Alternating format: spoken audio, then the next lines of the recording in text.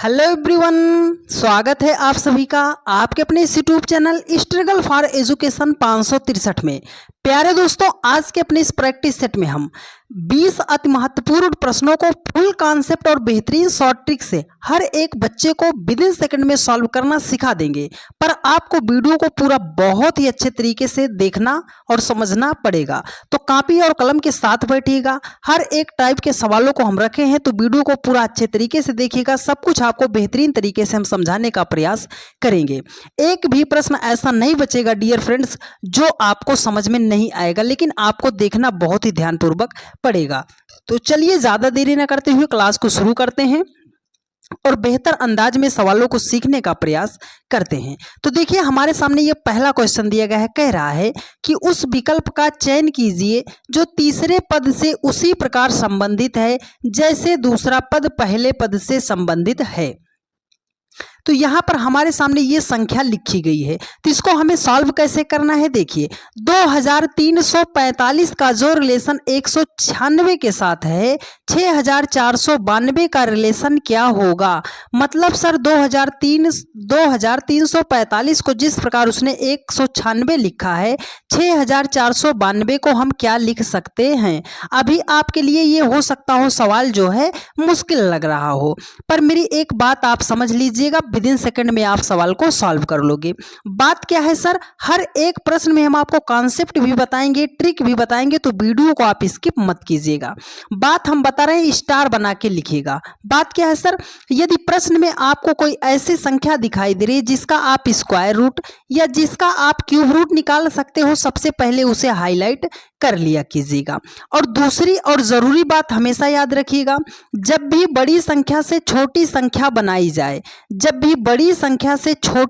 बनाई जाए, तो हम या तो डिजिट को मल्टीप्लाई करते हैं या तो डिजिट को ऐड करते हैं। ये दो बातें आप हमेशा याद रखिएगा सवालों को सॉल्व करते समय, ठीक है। तो चलिए अब देखते हैं। सर देखो, यहाँ पर 196 है। अगर 196 को हम लिखना चाहें तो लिख सकते हैं सर 14 का स्क्वायर, 14 में 196 हो जाएगा।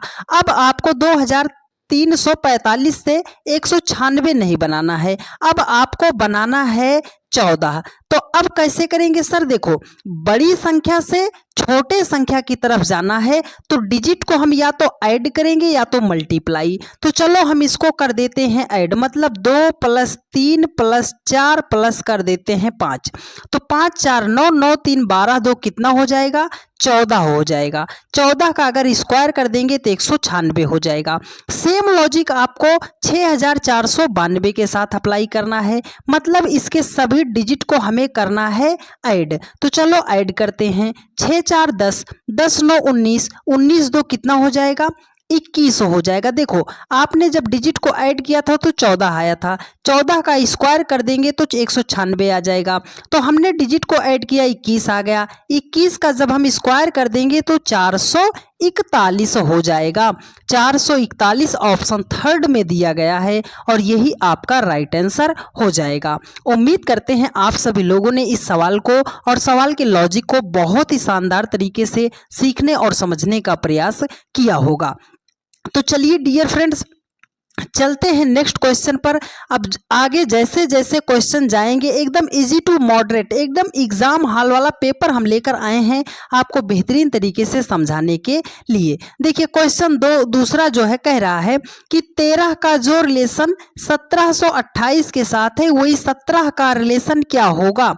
सर आपने अभी बताया कि बड़ी संख्या से छोटी संख्या जब भी बनाना पड़े तो हम या तो मल्टीप्लाई या तो स्क्वायर कर देते हैं, लेकिन यहाँ पर उल्टा है।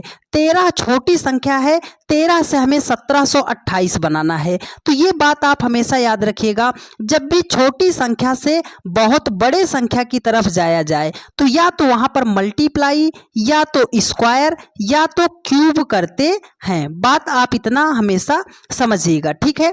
देखो, जब भी छोटी संख्या से बड़े संख्या की तरफ जाएंगे तो मल्टीप्लाई स्क्वायर क्यूब करते हैं, और जब भी बड़ी संख्या से छोटी संख्या की तरफ आएंगे तो या तो मल्टीप्लाई करते हैं हैं या तो यहाँ पे ऐड करते हैं। ठीक है, दो बातें हैं, तो चलो बनाते हैं सर। देखो दूसरी बात हमने बताया था, अगर हम 1728 को लिखना चाहें तो क्या लिख सकते हैं।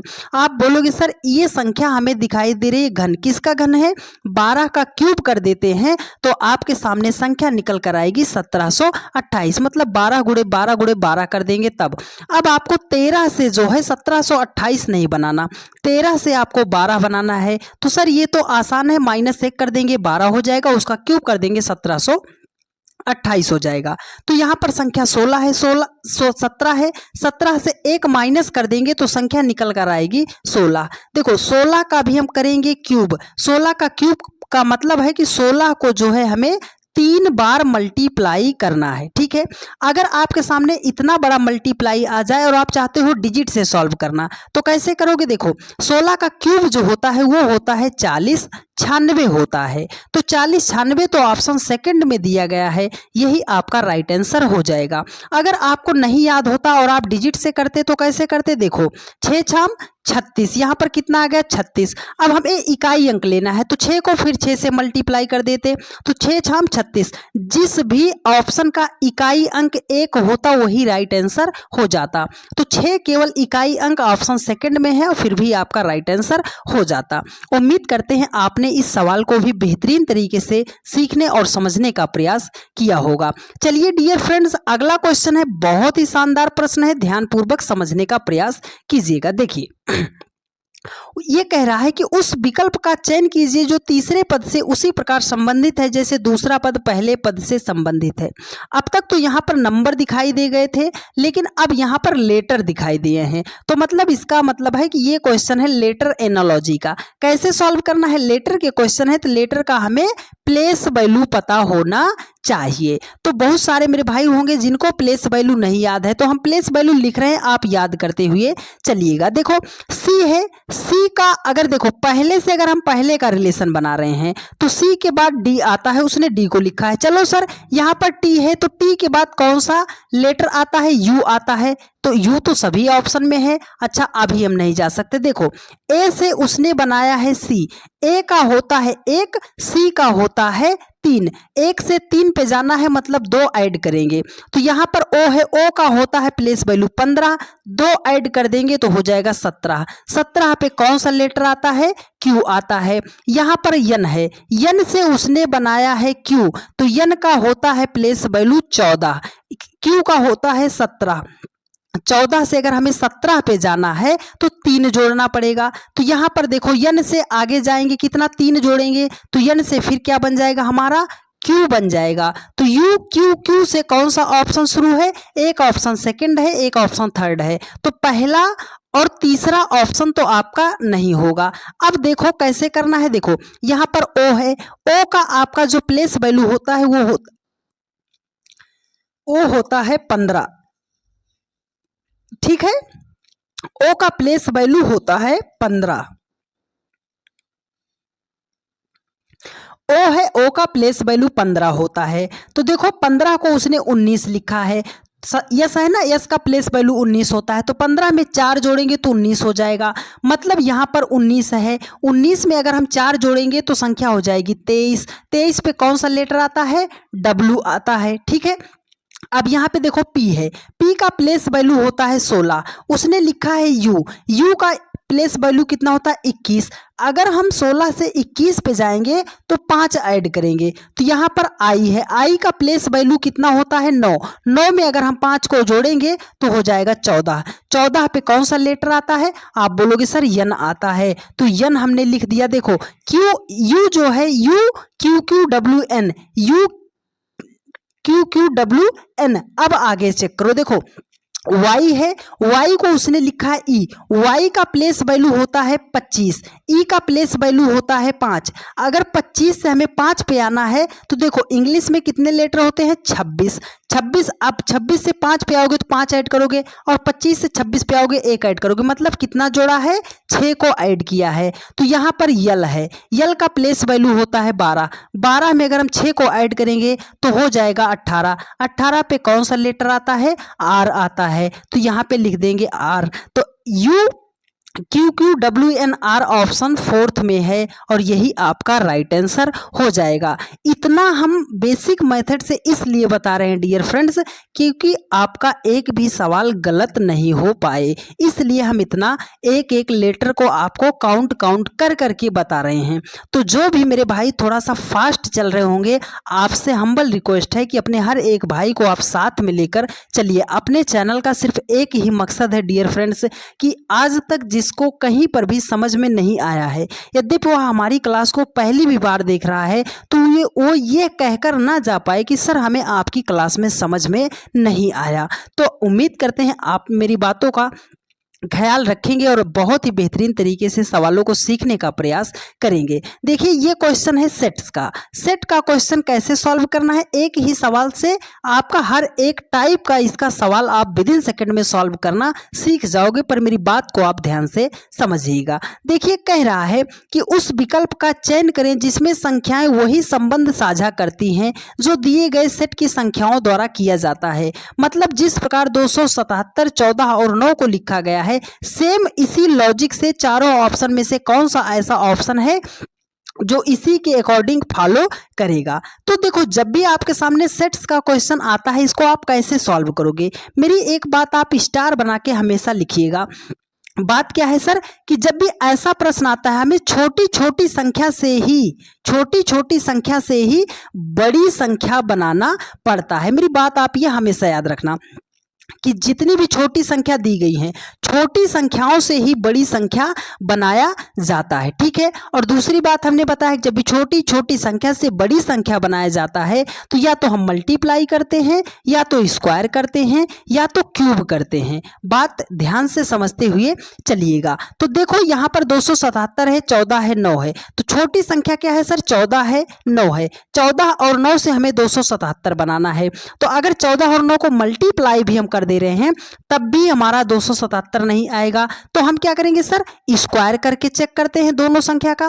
अगर हम 14 का स्क्वायर करेंगे तो 196 हो जाएगा, 9 का स्क्वायर करेंगे तो 81 हो जाएगा। हमें 277 लाना है, तो अगर 196 में हम 81 को ऐड करते हैं तो 277 ही तो आ जाएगा। मतलब किया क्या गया है सर कि जो छोटी संख्याएं थी दोनों संख्या का स्क्वायर कर दिया गया है और दोनों को ऐड कर दिया गया है, तो ये बड़ी वाली संख्या हमें मिल गई है। तो यही सेम पैटर्न आपको ऑप्शन में फॉलो कराना है। तो चलो कराते हैं। देखो 11 का स्क्वायर करेंगे, 12 का स्क्वायर करेंगे। 11 का स्क्वायर 121, 12 का स्क्वायर 144 हो जाएगा। अगर इसको हम ऐड करेंगे 265 हो जाएगा। यहाँ पर 364 लिखा है, तो मतलब पहला ऑप्शन तो नहीं होगा। अगर 17 का स्क्वायर करते हैं तो देखो 289 हो जाएगा। ये ऑलरेडी 123, 289 छोटा है, तो अगर 8 का स्क्वायर करके ऐड कर देंगे तब तो बहुत ज़्यादा बड़ा आ जाएगा। तो मतलब सेकंड ऑप्शन भी हमारा राइट आंसर नहीं होगा। अब करते हैं 12 का स्क्वायर और 13 का स्क्वायर। तो 12 का स्क्वायर होता है 144, 13 का स्क्वायर होता है 169। दोनों को हम करते हैं ऐड, 9 4 हो जाएगा 13, कैरी 1 आ जाएगा, 6 4 10, 1 11 हो जाएगा, 1 1 2 और 1 कितना हो जाएगा, 313 हो जाएगा। यहाँ पर उसने लिखा कितना है, 313 ही तो लिखा है। यहाँ पर हमने 14 का स्क्वायर किया, 9 का स्क्वायर किया, दोनों को ऐड किया तो ये बड़ी वाली संख्या मिल गई थी। यहाँ पर हमने क्या किया, 12 का स्क्वायर किया, 13 का स्क्वायर किया और दोनों को ऐड किया तो 313 मिल गया, और यहाँ पर 313 ही तो उसने लिखा है। मतलब राइट आंसर हमारा ऑप्शन थर्ड हो जाएगा। इस क्वेश्चन का बहुत ही ज़्यादा ट्रेंड चल रहा है इस समय। एसएससी हो गया, रेलवे हो गया, हर एक एग्जाम में ऐसा प्रश्न पूछा जा रहा है। तो इस प्रश्न का आप स्क्रीनशॉट जरूर ले लीजिएगा और मेरी कही हुई बातों को याद रखिएगा। विद इन सेकंड में आप कोई सा भी सवाल सॉल्व कर लोगे यदि आप अच्छे तरीके से प्रैक्टिस कर लेते हो तब। देखिए कोडिंग डिकोडिंग का बहुत ही बेहतरीन सवाल है। कह रहा है कि किसी कूट भाषा में स्पेस को 591 के रूप में लिखा जाता है और रोटन को 670 के रूप में लिखा जाता है, उसी भाषा में मीन को किस प्रकार लिखा जाएगा। तो देखो स्पेस को 5 और 91 लिखा है, कैसे लिख सकते हैं, तो एक बार आप मेरी बात हमेशा याद रखिएगा, जब भी बहुत सारे लेटर दिखाई दे जाए, आपको बहुत सारे लेटर दिखाई दे जाए और उसका एक सिंगल डिजिट में, आपको सिंगल डिजिट या डबल डिजिट में बहुत छोटी संख्या बना के लिखी जाए, तो इसका सीधा सा मतलब है कि उसमें कितने लेटर हैं ये काउंट किया गया है। बात को मेरी आप गौर कीजिएगा, एक भी शब्द जितना भी बोल रहे हैं फालतू का शब्द नहीं बोलेंगे, हर एक बात इंपॉर्टेंट है, तो पूरी क्लास को आप शिद्दत से देखने का प्रयास कीजिएगा डियर फ्रेंड्स।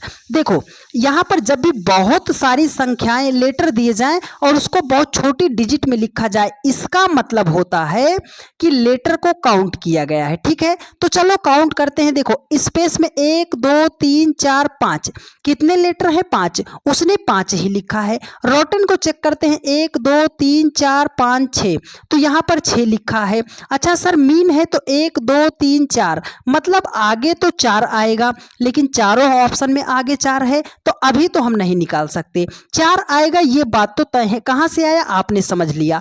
अब आपको क्या करना है, स्पेस से बनाना है 91। तो चलो स्पेस का प्लेस वैल्यू हम सबसे पहले लिखते हैं। यस का 19 हो जाएगा, पी का 16 हो जाएगा, ए का 1 हो जाएगा, सी का 3 हो जाएगा, ई का 5 हो जाएगा।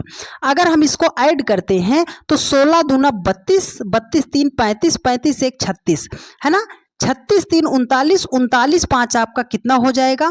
44 हो जाएगा, लेकिन उसने लिखा है 91। अब हम क्या करेंगे सर, हमारा तो 44 आ रहा है, उसने 91 लिखा है, अगर हम इसको ऐड भी कर लेते हैं तब, तो हम क्या करेंगे, जब आपका ऐड करने पर नहीं आ रहा है तो आप इसका अपोजिट नंबर ऐड करके चेक करो। अपोजिट नंबर का मतलब कि दो नंबर को जोड़ने पर 27 हो जाए। बात समझिएगा, 19 में कितना जोड़े कि 27 हो जाए, 8 जोड़ेंगे तो 27 हो जाएगा। 15 में कितना जोड़े कि 27 हो जाए, तो आप बोलोगे सर यहाँ पर 11 ऐड कर दो। 1 में कितना जोड़े? 26 ऐड कर दो। 3 में कितना जोड़े? 24 ऐड कर दो। 5 में कितना जोड़े? 22 ऐड कर दो। अब हमें इसको सबको ऐड करना है, तो देखो 22 और 8 को जोड़ेंगे तो 30 हो जाएगा। 30 11 41 हो जाएगा, 41 6 47 हो जाएगा, 47 20 67 हो जाएगा। 67 में अगर हम जो है 24 को ऐड करते हैं तो 6 2 8 1 कितना आ जा रहा है? 91 आ जा रहा है। मतलब जो यहाँ पर लेटर लिखा गया है उसका अपोजिट लेटर को उसने प्लेस वैल्यू को ऐड करके उसने यहाँ पर लिखा है। तो चलो मीन के साथ भी वही रूल हम अप्लाई करते हैं। देखो यम का प्लेस वैल्यू 13 होता है, ई का प्लेस वैल्यू 5 होता है, ए का प्लेस वैल्यू 1 होता है, यन का प्लेस वैल्यू 14 होता है। अब 13 में कितना जोड़े कि 27 हो जाए? अपोजिट लाने के लिए जोड़ना पड़ता है कि दो नंबर को जोड़ने पर योगफल उनका 27 कब होगा। तो अगर हम इसमें 14 जोड़ देंगे, यहाँ पर 22 जोड़ देंगे, 1 में 26 जोड़ देंगे, 14 में क्या करेंगे हम सर? 13 को जोड़ देंगे तो 27 हो जाएगा। अब इस सबको हमें करना है ऐड। तो चलो देखो 22 4 26 10 36, 36 6 42, 42 और उसके बाद 20 आपका कितना हो जाएगा? 62, 62 3 65 और 10 कितना हो जाएगा? 75 हो जाएगा। तो मीन में कुल लेटर कितने हैं? 4 हैं, और अपोजिट लेटर को ऐड करने पर कितना आया है? 75। तो मतलब 4 और 75 जिस ऑप्शन में होगा वही राइट आंसर है। सर ये तो ऑप्शन फर्स्ट में ही दिया गया है और यही आपका राइट आंसर हो जाएगा। उम्मीद करते हैं आप सभी लोगों ने बहुत ही शानदार तरीके से सवालों को सीखने का प्रयास किया होगा। देखिए ये बहुत ही प्यारा क्वेश्चन है, इसमें आपको सिर्फ मेरी एक वर्ड याद रखिएगा, ऐसा सवाल आप सॉल्व कर ले जाओगे। बात क्या है सर? कॉमन संख्या। अब ये बहुत सारे लोग बोलेंगे सर कॉमन का मतलब क्या होता है? उभयनिष्ठ होता है। कोई ऐसी संख्या जो कम से कम 2 जगह पर दिखाई दे, ज्यादा से ज्यादा कितनी भी जगह दिखाई दे, मतलब 2 3 4 5 6 जगह पर एक ही संख्या बार बार अगर दिखाई दे रही है तो उसका मतलब है कॉमन। ठीक है, तो चलो हम इसमें कॉमन ही ढूंढते हैं और उसी के माध्यम सवाल को सॉल्व कर ले जाएंगे। देखो बोल रहा है कि एक निश्चित कोडित प्रणाली में मैंगो इस स्वीट को लिखा है 629 के रूप में कोडित किया जाता है। मैंगो ट्री इज टाल को 7289 के रूप में कोडित किया जाता है और टाल ट्री इज हेल्दी को उसने लिखा है 5287 के रूप में कोडित किया जाता है। इस कोडिंग सिस्टम में हेल्दी के लिए क्या कूट है? तो हमें क्या करना है? हमें कॉमन ढूंढना है। चलो देखो पहले आप नंबर में कॉमन ढूंढा कीजिए। अगर इस पहले और दूसरे नंबर में हम ले रहे हैं तो यहाँ पर आप देखो 6 2 9 है। अब यहाँ पर क्या है 2 8 9 है। कोई ऐसी संख्या जो दोनों जगह पर दिखाई दे रही है? आप बोलोगे हाँ सर 6, देखो 2 और 9 यहाँ पर दिखाई दे रहा है, 2 और 9 यहाँ पर दिखाई दे रहा है। अब आपको इस जो यहाँ पर सेंटेंस लिखा है इसमें देखो क्या कॉमन दिखाई दे रहा है। सर यहाँ पर मैंगो इज स्वीट है, मैंगो ट्री इज टाल है। यहाँ पर हमें मैंगो दिखाई दे रहा है, यहाँ पर हमें इज दिखाई दे रहा है। यहाँ पर हमें मैंगो दिखाई दे रहा है, यहाँ पर हमें इज दिखाई दे रहा है। तो मतलब 2 और 9 को हम क्या लिख सकते हैं? मैंगो लिख सकते हैं और उसके बाद इज लिख सकते हैं। ठीक है, अब आगे चलो। अगर हम पहले और तीसरे में देख रहे हैं, पहले और तीसरे में तो कॉमन क्या दिखाई दे रहा है? आप बोलोगे सर यहाँ पर 2 है, यहाँ पर 2 है, तो 2 तो हमने पहले ही लिख लिया है। अब इस दूसरे और तीसरे में ढूंढो क्या कॉमन दिखाई दे रहा है। आप बोलोगे सर 7 2 8 9 है, 5 2 8 7 है। देखो यहाँ पर 7 है, यहाँ पर 8 है, यहाँ पर 7 है, यहाँ पर 8 है, तो 7 8 यहाँ पर नंबर में हमें कॉमन दिखाई दे गया। अब यहाँ पर जो सेंटेंस लिखा उसमें देखो कॉमन क्या दिखाई दे रहा है। सर यहाँ पर टाल दिखाई दे रहा है, यहाँ पर टाल दिखाई दे रहा है, यहाँ पर ट्री दिखाई दे रहा है, यहाँ पर ट्री दिखाई दे रहा है। तो मतलब यहाँ पर 8 और 7 को हम लिख क्या सकते हैं? टाल लिख सकते हैं और ट्री लिख सकते हैं। तो हमें तो निकालना है सर हेल्दी के लिए, तो हेल्दी किस सेंटेंस में है वो आप पकड़िए। सर हेल्दी यहाँ पर है, हेल्दी यहाँ पर है। देखो टाल और ट्री को आपने कट किया है, तो टाल के लिए आपने क्या लिखा? 8 और 7 को हम कट कर देंगे, तो 8 और 7 को हमने कट कर दिया। देखो यहाँ पर इज है, इज के लिए हम क्या लिख सकते हैं? 2 को लिख सकते हैं, तो हमने इज को कट कर दिया, यहाँ से हमने 2 को कट कर दिया। बचा हमारा एक नंबर बचा है और एक वर्ड बचा है। तो हेल्दी के लिए हम किसको दर्शाएंगे? 5 को लिखेंगे। तो 5 किस ऑप्शन में है? ऑप्शन 3 में दिखाई दे रहा है और यही आपका राइट आंसर हो जाएगा। बस मेरा एक वर्ड याद रखिएगा, कॉमन संख्या। ठीक है, कॉमन लेटर या कॉमन नंबर। ठीक है, उम्मीद करते हैं आपने इस सवाल को भी बेहतरीन तरीके से सीखने का प्रयास किया होगा। चलिए डियर फ्रेंड्स चलते हैं अगले क्वेश्चन पर। देखिए ये क्वेश्चन कह रहा है कि दिए गए विकल्पों में से उस अक्षर समूह को चुनिए जो निम्नलिखित श्रृंखला में प्रश्नवाचक चिन्ह को प्रतिस्थापित कर सकता है। मतलब है सर इस क्वेश्चन मार्क के स्थान पर कौन सा लेटर आएगा। तो करना क्या है? देखो अब यहाँ पर हमें लेटर का प्लेस वैल्यू पता होना चाहिए। चलो एक एक लेटर को हम काउंट करते हैं। देखो पी के बाद कौन सा लेटर आता है? क्यू, क्यू के बाद क्या आता है? आर, आर के बाद आता है एस। तो देखो अलग अलग लेटर आ रहा है ना, पी क्यू आर एस, तो आगे कौन सा लेटर आएगा? टी आएगा, है ना। टी से कौन सा ऑप्शन शुरू है? सर एक ही ऑप्शन शुरू है, पूरा चेक भी नहीं करना पड़ेगा और आपका राइट आंसर आ जाएगा। लेकिन चलो चेक कर देते हैं। देखो जी है, जी को उसने लिखा है जे, जे को उसने लिखा है यम, यम को उसने लिखा है पी। जी का प्लेस वैल्यू 7 होता है, जे का प्लेस वैल्यू 10 होता है, यम का प्लेस वैल्यू 13 होता है, पी का प्लेस वैल्यू 16 होता है। तो 7 से 10 बनाने के +3, 10 से 13 बनाने के लिए +3, 13 से 16 बनाने के लिए +3। तो यहाँ पर 16 है, 16 में भी हम +3 करेंगे तो हो जाएगा हमारा 19। 19 पे हमारा कौन सा लेटर आता है? आता है यस, टी एस हो जाएगा। तो टी एस से ऑप्शन 3 ही शुरू है डियर फ्रेंड्स और यही आपका राइट आंसर हो जाएगा। हमें पूरे के पूरे लेटर को चेक नहीं करना है। जब आप प्रैक्टिस सेट सॉल्व कर रहे हो और एग्जाम हॉल में सवालों को सॉल्व कर रहे हो तो हमें पूरा चेक नहीं करना पड़ता है, बस लॉजिक ढूंढना पड़ता है कि कौन सा लॉजिक लगाया गया है। अगला क्वेश्चन इतना चैलेंजिंग प्रश्न है डियर फ्रेंड्स कि यकीन मानिएगा इसको अच्छे अच्छे बच्चे सॉल्व नहीं कर पाएंगे, जबकि ये प्रश्न ही आपका सीरीज का ही है। ठीक है, लेटर सीरीज का है, तो आप इसको सॉल्व कर पाओगे या नहीं कर पाओगे। देखो कह रहा है कि क्वेश्चन मार्क को प्रतिस्थापित करना है, मतलब क्वेश्चन मार्क के स्थान पर कौन सा लेटर आएगा, कैसे आएगा। तो चलो देखते हैं। सर देखो उसने लिखा है बी को उसने लिखा है सी, सी को लिखा है डी, डी को लिखा है ई, ई को लिखा है एफ। तो देखो B C D E F, F के बाद क्या आता है? जी आता है। तो जी से हमारा ऑप्शन शुरू होगा, पर चारों ऑप्शन शुरू है तो अभी हम टिक नहीं कर सकते हैं। अब देखो लास्ट वाले लेटर को हम चेक करते हैं। के के बाद यल, यल के बाद यम, यम के बाद यन, यन के बाद ओ, ओ के बाद कौन सा चौथे नंबर पे कौन सा लेटर आएगा? पी आएगा। तो जी और पी से चारों ऑप्शन शुरू हैं, अभी भी हम नहीं चेक कर सकते। देखो ए ई लिखा है, आई ओ लिखा है, यू ए लिखा है, ई आई लिखा है, ओ यू लिखा है, ये कर क्या रहा है सर? देखो बहुत सारे लोग इसमें ए का 1 लिखेंगे, ई का 5 लिखेंगे, आई का 9 लिखेंगे, ओ का 15 लिखेंगे, यू का 21 लिखेंगे, ए का 1 लिखेंगे, ई का 5 लिखेंगे, आई का 9 लिखेंगे। देखो 1 से अगर आपको 9 भी बनाना है तो 8 जोड़ना पड़ेगा, 8 से अगर आपको 21 पे जाना है तो सर 12 जोड़ना पड़ेगा, 12 से आपको जो है 21 से आपको 5 पे आना है, फिर माइनस करना पड़ेगा। तो इसमें लॉजिक नहीं सेट हो रहा है। लॉजिक क्या लगाया गया है? तो जी से शुरू है, पी पे समाप्त है, ये तो पता चला।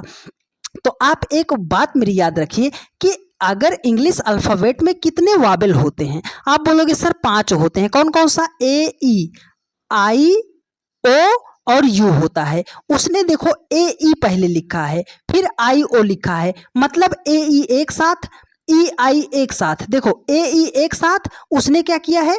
ए, ई को एक साथ, फिर आई, ओ को एक साथ। यहाँ पर देखो आई, ओ को एक साथ, फिर यू आएगा, 2 अक्षर लिखना है, तो यू के बाद क्या लिखा जाएगा? ए। तो यू, ए को उसने लिखा है एक साथ। अब देखो यू और ए जब एक साथ हो गया तो अब की बार क्या आएगा? ई, आई एक साथ, तो उसने ई, आई एक साथ लिखा है। ई, आई के बाद क्या लिखेगा? ओ और यू को, तो उसने ओ और यू को लिखा है। ओ और यू जब हो गया तो अगली बार सीरीज जब चलेगी तो कैसे लिखा जाएगा? ए और ई को लिखा जाएगा। मतलब यहाँ पर क्या लिखा जाएगा? ए और ई को लिखा जाएगा। बहुत ही प्यारा लॉजिक था डियर फ्रेंड्स। तो GEAP किस ऑप्शन में है? ऑप्शन 4th में दिया गया है और यही आपका राइट आंसर हो जाएगा। उम्मीद करते हैं आप सभी लोगों ने इस सवाल को बहुत ही शानदार तरीके से समझने का प्रयास किया होगा। यदि आपको थोड़ा सा भी डाउट है तो आप एक बार वीडियो को पीछे करके देख लीजिए, आपका पूरा डाउट क्लियर हो जाएगा।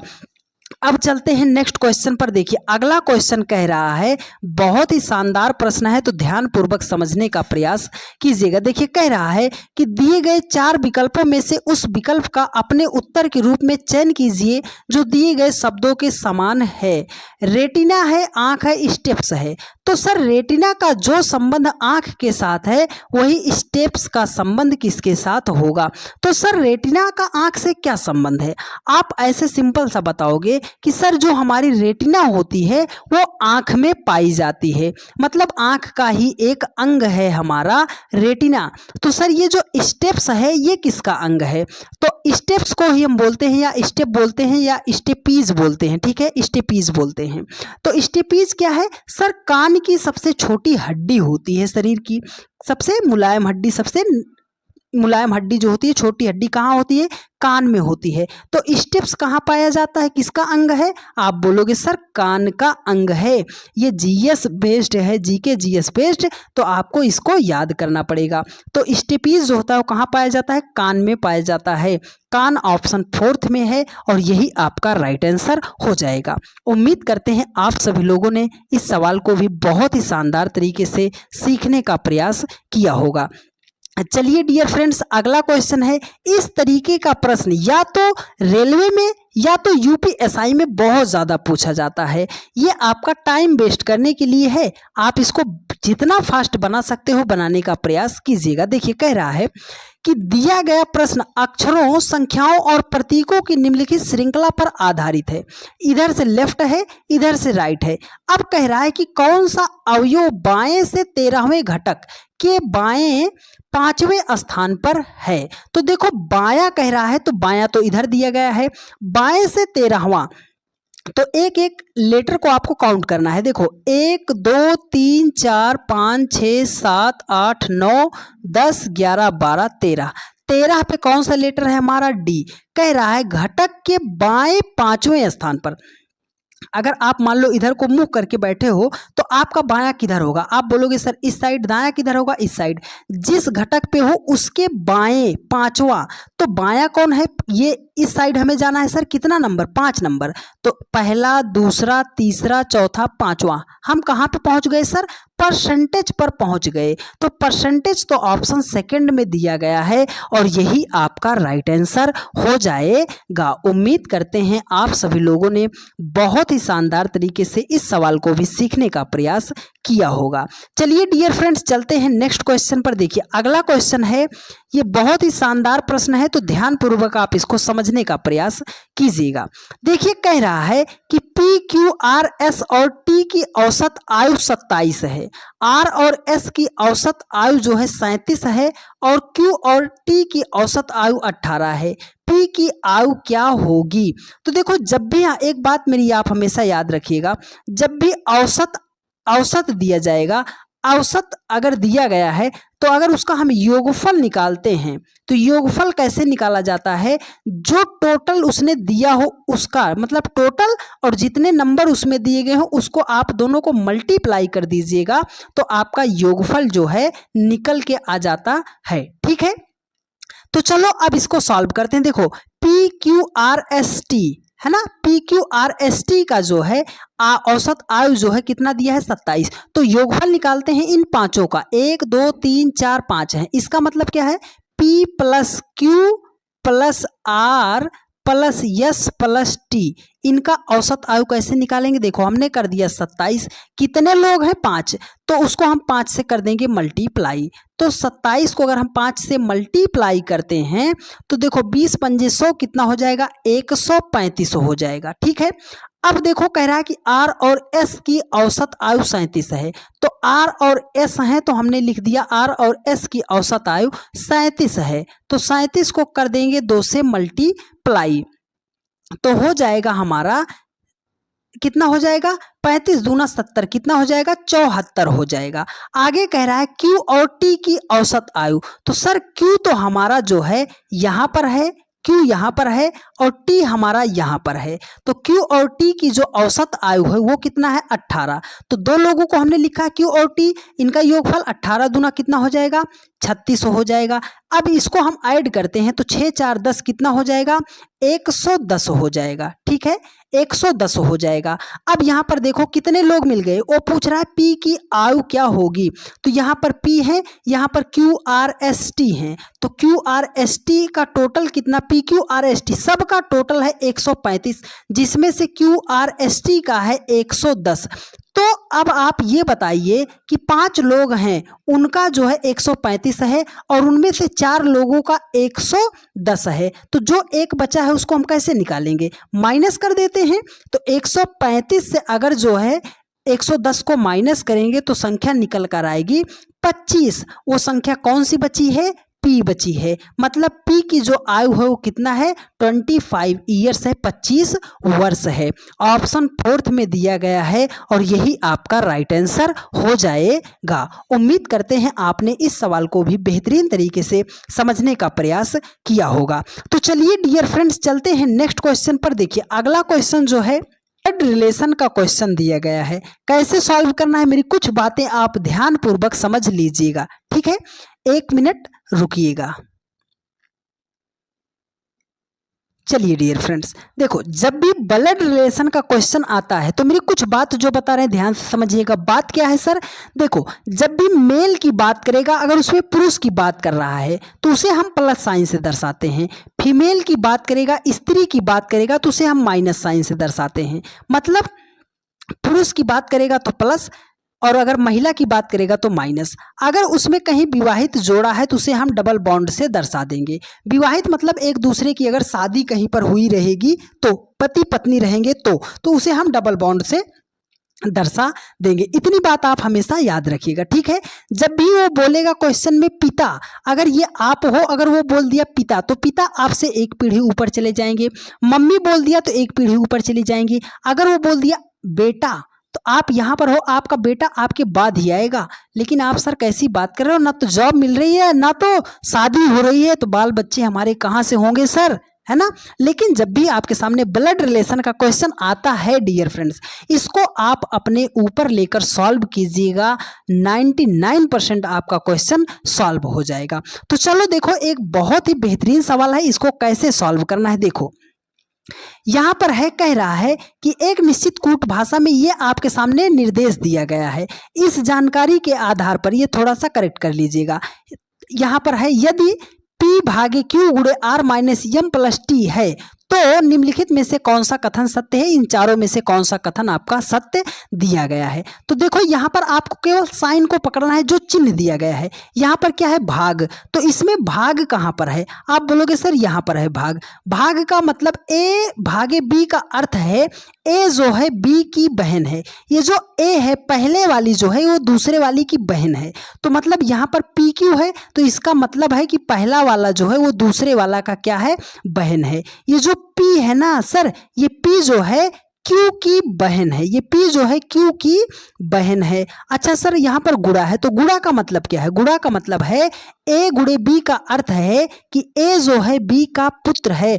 मतलब ये जो पहला वाला है ये दूसरे वाले का पुत्र है। तो यहाँ पर अगर इन दोनों को लेते हैं तो Q और R है, तो Q जो है पहला वाला है, R दूसरा है। तो ये जो Q है ये पुत्र है, किसका पुत्र है, R का पुत्र है, पुल्लिंग, तो हमने प्लस कर दिया। ये पुत्र किसका है सर, R का ये पुत्र है। ठीक है, अब यहाँ पर साइन है माइनस, माइनस कहाँ पर, इसमें यहाँ पर ए माइनस बी का अर्थ है ए बी का पति है, मतलब पहला वाला दूसरे वाले का पति है। तो अब इन दोनों को लेते हैं, माइनस इन्हीं दोनों के बीच में है ना, तो ये जो आर है ये यम का क्या है, पति है। ये आर पति है तो हमने इसको पुल्लिंग है प्लस से दर्शा दिया, पति है तो डबल बॉन्ड हमने यहाँ पर बना दिया। किसका पति है सर, यम का वो पति है, हमने बना दिया। यहाँ पर है प्लस, प्लस का मतलब क्या है, ए प्लस बी का अर्थ है ए बी की माता है, मतलब यम जो है टी की माता है,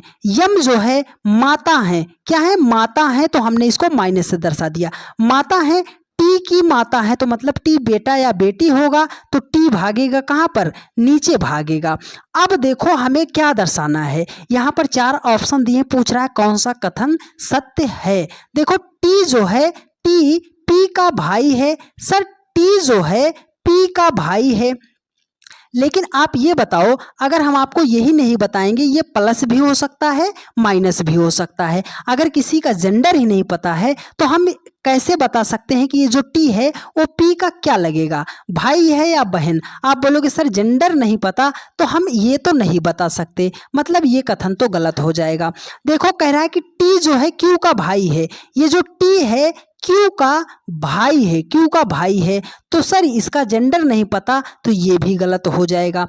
कह रहा है कि पी जो है यम की बहन है, ये जो पी है एम की बहन है। अरे सर काहे आप पाप कर रहे हो, बात क्या है सर, देखो यम जो है आर की पत्नी है, आर का बेटा है क्यू, क्यू की बहन है पी, तो मतलब यम, ये जो पी है यम की बहन थोड़ी है, पी जो है यम की बेटी है, तो बहन तो नहीं होगी, तो 4th ऑप्शन भी आपका इनकरेक्ट हो जाएगा। देखो कह रहा है कि पी जो है टी की बहन है, टी की बहन है, अगर ये लड़की होगी तब भी पी बहन हो जाएगी, अगर ये लड़का होगा पी तब भी बहन हो जाएगी। तो केवल ऑप्शन सेकंड ही आपका राइट आंसर है और यही आपका करेक्ट आंसर हो जाएगा।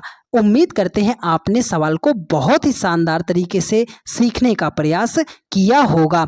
चलिए डियर फ्रेंड्स, अगला क्वेश्चन है सिटिंग अरेंजमेंट का। जो तरीका बता रहे हैं आप शिद्दत से समझने का प्रयास कीजिएगा, पूरे चैप्टर को आप सॉल्व कर लीजिएगा, एक भी प्रश्न आपसे गलत नहीं होगा, ये मेरा चैलेंज है, लेकिन मेरी बातों को आपको ध्यान से समझना पड़ेगा। तो सॉल्व करने से पहले कुछ बात बता देते हैं। जब भी सिटिंग अरेंजमेंट का सवाल आता है, मेरी एक बात ये स्टार बना के लिखिएगा। बात क्या है सर, कि हमेशा 2 से 3 फिगर आपको एक साथ बनाना है, एक फिगर पर आपको काम नहीं करना है, ठीक है।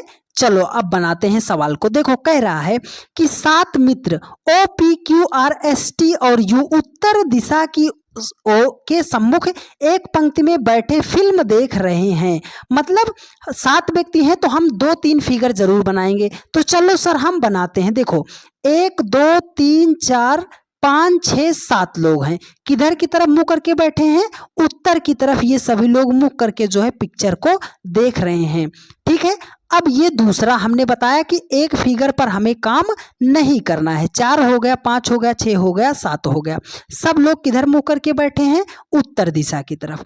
अब देखो कह रहा है कि P एक छोर पर बैठा है, तो P कहाँ पर बैठ सकता है? छोर का मतलब या तो P यहाँ पर होगा और या तो P यहाँ पर होगा। ठीक है, देखो कह रहा है कि Q S के निकटतम बाएं बैठा है, तो अभी तो कॉमन नहीं मिला तो हम नहीं बता सकते, लेकिन देखो कह रहा है कि P T के दाएं दूसरे स्थान पर बैठा है।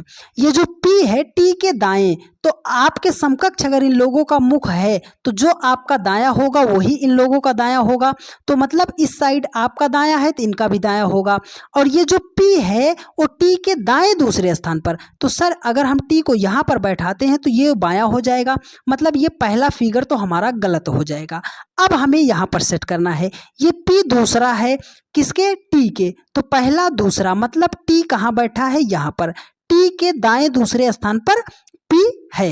देखो कह रहा है कि U किसी छोर पर नहीं बैठा है, तो आगे हम चलते हैं। देखो कह रहा है कि O जो है R और T के ठीक बीच में बैठा है। ये जो O है कहाँ बैठेगा? अगर यहाँ पर बैठा दे रहे हैं तो T और P के बीच में हो जाएगा, लेकिन यहाँ कह रहा है कि ये जो O है R और T के बीच में है। O यहाँ पर बैठा है तो R हमारा यहाँ पर बैठ जाएगा। O जो है R और T के बीच में बैठ गया ना।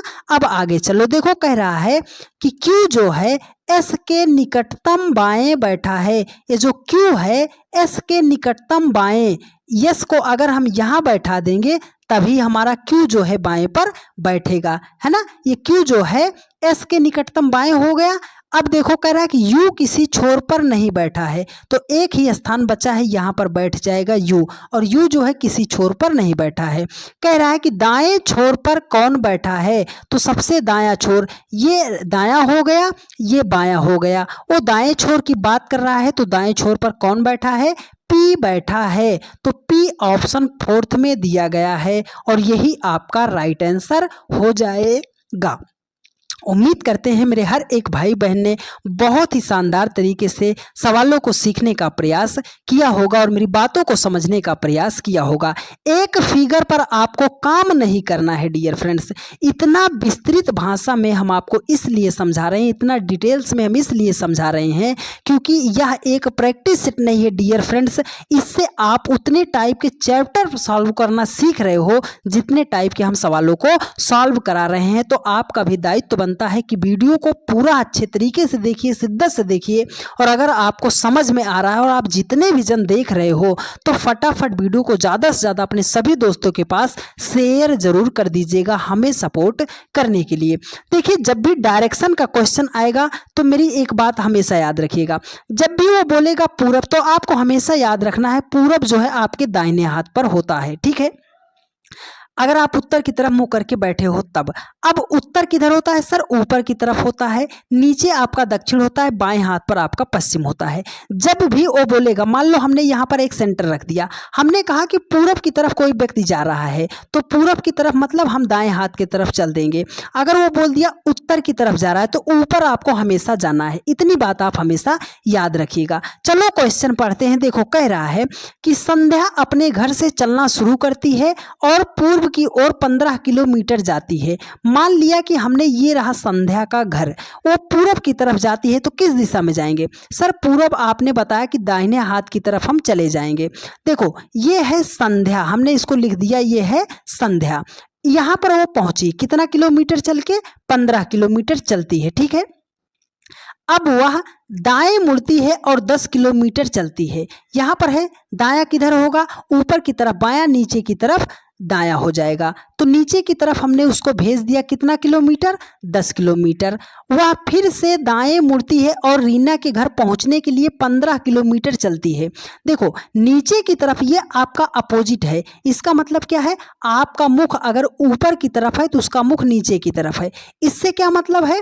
जो आपका दायां होगा वो उसका बायां होगा, जो आपका बायां होगा वो उसका दायां होगा। तो इधर तो आपका दायां है मतलब उसका बायां हो जाएगा। देखो कह रहा है कि वह फिर से दाएं मुड़ती है, तो दायां किधर होगा? इधर आपका दायां है मतलब उसका बायां है, उसे बाएं दाएं मोड़ना है, तो किधर मुड़ेगी? इस साइड मुड़ेगी। कितना चल रही है वो? 15 किलोमीटर चल के यहाँ पर पहुँच गई। कहाँ? रीना का घर। ये घर किसका है? रीना का घर है। ठीक है, पहुँच गई। रीना के घर से वह बाएं मुड़ती है और 10 किलोमीटर चलती है। रीना का घर यहाँ पर है, उसका मुख पश्चिम की तरफ है। बाएं मुड़ेगी, कितना बायां नीचे हो जाएगा, कितना किलोमीटर? 10 किलोमीटर चल के यहाँ पर वो पहुँच गई। ठीक है, 10 किलोमीटर। देखो, रीना के घर से बाएं मुड़ती है और 10 किलोमीटर चलकर यहाँ पर पहुँच गई। कह रहा है कि अंत में वह बाएं मुड़ती है और पारुल के घर पहुँचने के लिए 15 किलोमीटर चलती है। फिर नीचे की तरफ उसका मुख है। बायां जाना है तो मतलब हमें हमारे दायां जाना है। कितना किलोमीटर? 15 किलोमीटर चलना पड़ेगा। तो वो पहुँच गई है किसके घर? पारुल के घर पहुँच गई है। ठीक है, ये पारुल का घर है। कह रहा है कि संध्या के घर और पारुल के घर के बीच की न्यूनतम दूरी। तो सर संध्या का घर यहाँ है, पारुल का घर यहाँ है। अगर उसको न्यूनतम दूरी चलना था तो ये ऐसे सीधा आती तब भी पहुँच जाती। देखो, अगर ये डिस्टेंस 10 है और ये भी डिस्टेंस क्या हो जाएगी? 10 हो जाएगी। तो अगर इस टोटल डिस्टेंस को हम ले लें तो 10 कितना हो जाएगा? 20 हो जाएगा। अब देखो, आपके सामने ये बन गया एक ट्रायंगल बन गया है, एक त्रिभुज बन गया है। तो ऐसा जब भी बनता है तो हमें पता होना चाहिए कि कर्ण का स्क्वायर बराबर लंब का स्क्वायर धन आधार का स्क्वायर होता है। कर्ण सबसे बड़ी भुजा, यही तो हमें निकालना है, तो उसे हम के स्क्वायर ही रहने देते हैं। लंब क्या है सर? 20 है। 20 का स्क्वायर कितना हो जाएगा? 400। आधार कितना है? 15। 15 का स्क्वायर करेंगे तो हो जाएगा 225। हमें क्या करना? 400 में 225 को ऐड करना है, हो जाएगा 625। देखो, इधर से स्क्वायर हटेगा, इधर रूट लग जाएगा, तो के बराबर कितना आ जाएगा? 625 का अंडर रूट कितना होता है? 25 होता है। तो मतलब ये सीधी डिस्टेंस कितना चलना पड़ेगा उसे? 25 किलोमीटर चलती वो तो पहुंच जाती। ये फार्मूला आप याद रखिएगा पाइथागोरस का प्रमेय। कर्ण का स्क्वायर बराबर लंब का स्क्वायर धन आधार का स्क्वायर होता है। ठीक है, तो 25 किस ऑप्शन में है? ऑप्शन 4 में दिया गया है और यही आपका राइट आंसर हो जाएगा। उम्मीद करते हैं आपने इस सवाल को भी बेहतरीन तरीके से समझने का प्रयास किया होगा। चलिए डियर फ्रेंड्स, अगला क्वेश्चन है सैलोलिज्म का। इस सवाल को बहुत सारे लोग गलत करते हैं, पर आपको बेहतरीन तरीका बता रहे हैं, ध्यान से समझिएगा। देखो, हम आपके सामने एक ये ऐसे अगर बना दे रहे हैं, इसका नाम हमने ए लिख दिया, इसके बाहर एक सर्कल ड्रा कर दिया, इसका नाम बी लिख दिया। ठीक है, अगर हम आपसे पूछे क्या सभी ए जो हैं वो बी हैं, तो आप हमेशा याद रखिएगा कि जब भी अंदर से बाहर की तरफ जाएंगे तो वहां पर रिलेशन होता है सभी का। अगर सभी पूछ रहा है क्या सभी ए बी हैं, तो आप 100% बोलिएगा कि सही है। ठीक है, अगर आपसे हम ये बोले क्या सभी बी जो हैं ए हैं, सभी बी ए हैं, बाहर से अंदर की तरफ जाएंगे तो सभी का रिलेशन नहीं होता है, वहां पर होता है कुछ का रिलेशन। क्या होता है? कुछ का रिलेशन होता है। तो चलो अब बनाते हैं ग्राफ और बेहतरीन तरीके से सॉल्व करते हैं। देखो, कह रहा है कि सभी लाल गुलाबी हैं, सभी लाल। अगर इसका नाम हमने लिख दिया लाल, कह रहा है कि सभी लाल क्या हैं? गुलाबी हैं। इसको हमने बता दिया कि सभी लाल क्या हैं? गुलाबी हैं। ठीक है, अब कह रहा है कि सभी सफेद गुलाबी हैं। जो जितना भी हमारा सफ़ेद है वो सब क्या है? गुलाबी है। तो गुलाबी के अंदर ही आएगा हमारा सफ़ेद। तो हमने इसको ऐसे बना दिया कि सभी सफ़ेद जो हैं हमारे, सभी सफ़ेद वो क्या हैं? गुलाबी हैं। अब कह रहा है कि सभी गुलाबी नारंगी हैं। सर ये गुलाबी वाला तो हमारा सलकर बाहर है, तो सभी गुलाबी क्या हैं? नारंगी हैं। क्या हैं? नारंगी हैं। अब आपको चलना है निष्कर्ष पर। देखो, कह रहा है कि सभी सफ़ेद नारंगी हैं। सर सफ़ेद यहाँ पर है, नारंगी यहाँ पर है, नारंगी के अंदर हमारा सफ़ेद है, तो अंदर से जब भी हम बाहर की तरफ जाते हैं तो निष्कर्ष हमारा सही हो जाता है। ठीक है, तो सभी सफ़ेद नारंगी हैं, बात आपकी सही है।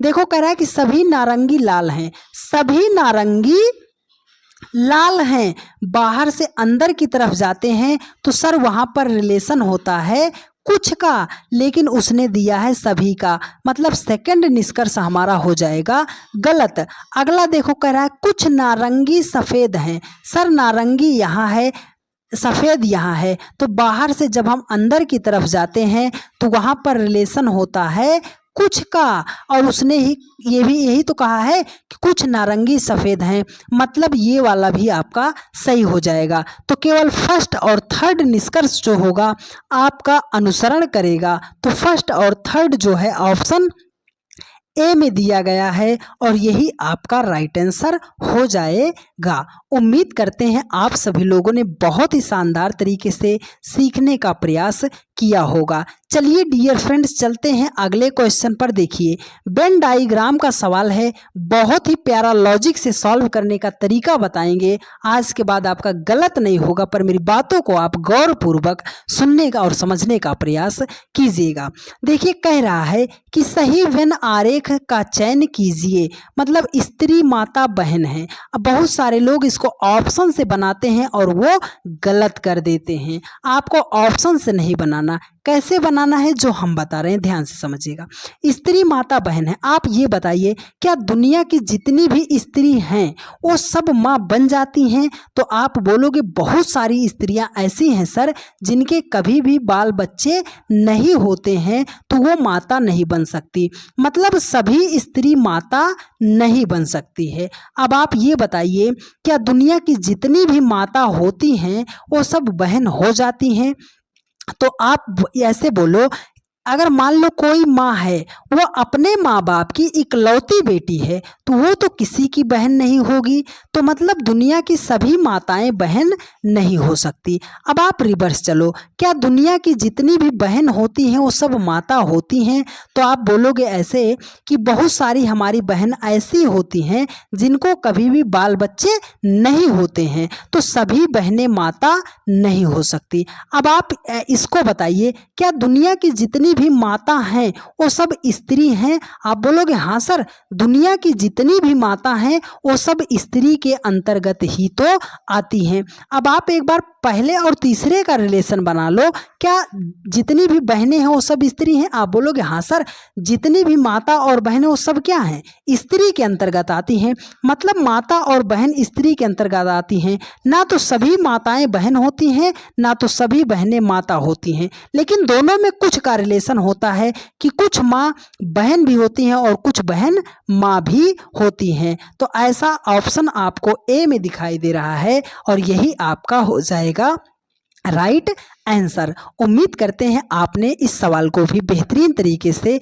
सीखने का प्रयास किया होगा। चलिए डियर फ्रेंड्स चलते हैं, अगला क्वेश्चन है पासे का सवाल है, बहुत ही शानदार तरीका बता रहे हैं, ध्यान से समझिएगा। देखो जब आपके सामने एक सिंगल डाइस दे दिया जाए तो इसमें दो स्थिति आपके सामने निकल कर आती है। अब आपको यहाँ पर कॉन्सेप्ट पता होना चाहिए। पहली स्थिति क्या है, अगर पासे के दो फलक को अगर हम जोड़ रहे हैं उनका योगफल 7 हो जा रहा है, तो इसका मतलब है कि वो साधारण पासा है। अगर दो फलक को जोड़ने पर, किसी भी दो फलक को जोड़ने पर अगर उनका योगफल 7 नहीं होता है, तो इसका मतलब है कि वो मानक पासा है। और जब भी मानक पासा होगा तो आपको हमेशा याद रखना है कि जो संख्या दी गई होगी उसमें कितना जोड़ दें कि 7 हो जाए, बस आपको इतनी बात पता होनी चाहिए। तो चलो सर 5 और 4 को जोड़ते हैं 9 हो जाएगा, 5 और 1 को जोड़ते हैं 6 हो जाएगा, 4 और 1 को जोड़ते हैं 5 हो जाएगा। किसी भी दो फलक को जोड़ने पर 7 नहीं आया, इसका मतलब है कि ये मानक पासा है। और जब भी मानक पासा है तो कितना जोड़े कि 7 हो जाए। तो विपरीत किसका पूछ रहा था, ये हमें पहले पता करना है। देखो कह रहा है कि नीचे दिए गए पासा में अंक 4 के विपरीत कौन सा अंक होगा। तो 4 है, 4 में कितना जोड़े कि 7 हो जाए। आप बोलोगे सर 4 में 3 को जोड़ दे तो संख्या हो जाएगी 7, और जितना हम जोड़ रहे हैं कि 7 हो जाए उतना ही हमारा होता है उस संख्या का अपोजिट। तो मतलब 4 का अपोजिट कितना हो जाएगा, 3 हो जाएगा।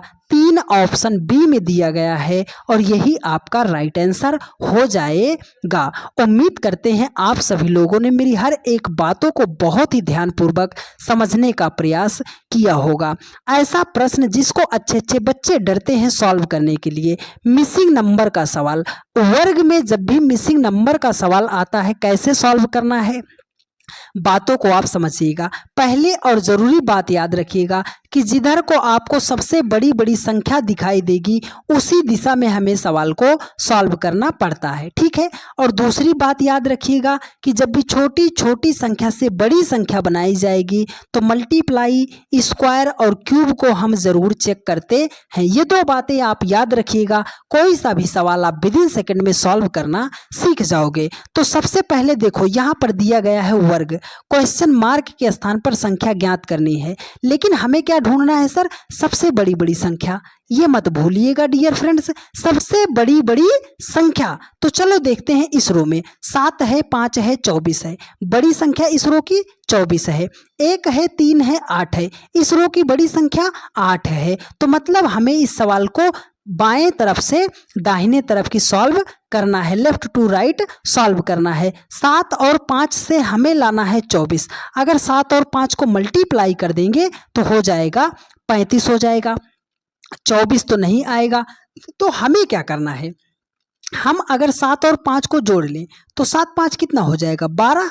हमें लाना है कितना 24। तो 12 से 24 कैसे बना सकते हैं? अगर हम 12 को 2 से मल्टीप्लाई कर दें तो 12 दूनी कितना हो जाएगा 24 हो जाएगा। तो सेम लॉजिक 1 और 3 को जोड़ दो तो 1 3 कितना हो जाएगा 4। 4 को 2 से मल्टीप्लाई कर देंगे तो संख्या निकल कर आ जाएगी 8। मतलब सर 5 और 3 को हमें करना है ऐड, तो 5 3 कितना हो जाएगा 8। देखो 2 से हमने एक्स्ट्रा मल्टीप्लाई किया है ना, तो 8 को भी 2 से कर देंगे मल्टीप्लाई, तो 8 दूनी कितना हो जाएगा 16। 16 ऑप्शन बी में है और यही आपका राइट आंसर हो जाएगा। उम्मीद करते हैं आप सभी लोगों ने बहुत ही शानदार तरीके से सभी के सभी सवालों को सीखने का प्रयास किया होगा। चलिए डियर फ्रेंड्स, चलते हैं आप सभी लोगों का फेवरेट क्वेश्चन, जिसको आप सभी लोग काफ़ी बेसब्री से इंतजार कर रहे थे। Question number 20। जब हमारे सामने सर्कल में मिसिंग नंबर का क्वेश्चन आ जाएगा तो इसको हम कैसे सॉल्व करेंगे? देखो, जब भी सर्कल में मिसिंग नंबर का क्वेश्चन आता है, इसको हम दो मेथड से सॉल्व करते हैं। मेथड पहला है कि आप किसी एक संख्या को आप पकड़ लो, मान लो हम इसको पकड़ते हैं, तो इसके किनारे किनारे आप राउंड मेथड से ऐसे चलकर सॉल्व कर सकते हो। अगर इस तरीके से नहीं आता है तब हम क्या करते हैं सर, क्रॉस मेथड लगाते हैं कि पहली संख्या का दूसरी संख्या का तीसरी संख्या से, पहली संख्या का चौथी संख्या से क्या रिलेशन है। तो चलो हम इसमें लगाते हैं राउंड मेथड। अगर 9 से 13 बनाना है तो 9 से 13 पर आने के लिए हम क्या करेंगे, 9 में 4 को जोड़ दें तो 13 हो जाएगा। 13 से अगर हमें 22 पे आना है तो 13 में 9 को जोड़ देंगे तो 13 9 22 हो जाएगा। सर पहले 4 जोड़ दिया फिर 9 जोड़ दिया, अब 22 में हम कितना जोड़े कि क्वेश्चन मार्क पर हम पहुंच जाएं। तो देखो, मैंने आपको शुरू में ही एक बात बताई थी डियर फ्रेंड्स। क्या बताया था कि प्रश्न में यदि कोई संख्या ऐसी दिखाई दे रही है जिसका आप स्क्वायर रूट या क्यूब रूट निकाल सकते हो, तो सबसे पहले उसे हाईलाइट कर लिया कीजिएगा। अगर इस 4 को हम लिखना चाहें तो क्या लिख सकते हैं, 2 का स्क्वायर। 9 को लिखना चाहें तो 3 का स्क्वायर। लॉजिक आपको कहाँ से मिल रहा है, देखो 2 का स्क्वायर 4 होता है, 9 में ऐड कर दिया। 2 के बाद अगली संख्या क्या होती है 3, 3 का स्क्वायर कर दिया 9 हो गया। 13 में 9 को जोड़ दिया तो 22 हो गया। तो मतलब 2 3 तो आगे कौन सी संख्या होगी 4, 4 का स्क्वायर कर देंगे तो हो जाएगा 16। तो 22 में 16 को हम ऐड करेंगे तो हो जाएगी संख्या 38 हो जाएगी, 38 हो जाएगा इस क्वेश्चन मार्क के स्थान पर। 38 ऑप्शन ए में दिया गया है और यही आपका राइट आंसर हो जाएगा। उम्मीद करते हैं मेरे हर एक भाई बहन ने बहुत ही शिद्दत से, बहुत ही शानदार तरीके से पूरे के पूरे सवालों को सीखने और समझने का प्रयास किया होगा। जिन्होंने भी वीडियो को शुरू से लेकर लास्ट तक देखा है, आप सभी लोग एक बार कमेंट करके ज़रूर बता दीजिएगा कि हाँ सर, हम पहले सवाल से 20 सवाल तक एकदम डेडिकेशन के साथ जुड़े रहे और हमने बहुत ही शानदार तरीके से सीखने और समझने का प्रयास किया है। यदि आपको सारी बातें समझ में आई हैं और आप चैनल पर नए हैं तो आप सभी लोग चैनल को सब्सक्राइब करके वीडियो को ज़्यादा से ज़्यादा ज़्यादा अपने सभी दोस्तों के पास शेयर कर दीजिएगा। आप सभी लोगों ने अपने इस परिवार को बहुत ही ज़्यादा प्यार दिया है, बहुत ही ज़्यादा सपोर्ट किया है, जिसका हम जीवन भर आपका आभारी रहेंगे डियर फ्रेंड्स। तो अपने इस परिवार को ज़्यादा से ज़्यादा लोगों के पास शेयर करते रहिए, अपने इस परिवार को ज़्यादा से ज़्यादा बड़ा बनाने का प्रयास करते रहिए, वीडियो को ज़्यादा से ज़्यादा शेयर करते रहिए और एक प्यारा सा कमेंट करके आप ज़रूर बता दीजिएगा कि आज की क्लास आपको कैसी लगी है। डेली के रात 8:45 पर यह रीजनिंग की क्लास चलती है, तो जहाँ कहीं पर भी आप रहा कीजिए 8:45 पर आप आके जुड़ जाया कीजिए। मिलते हैं डियर फ्रेंड्स आपसे नेक्स्ट वीडियो में। धन्यवाद।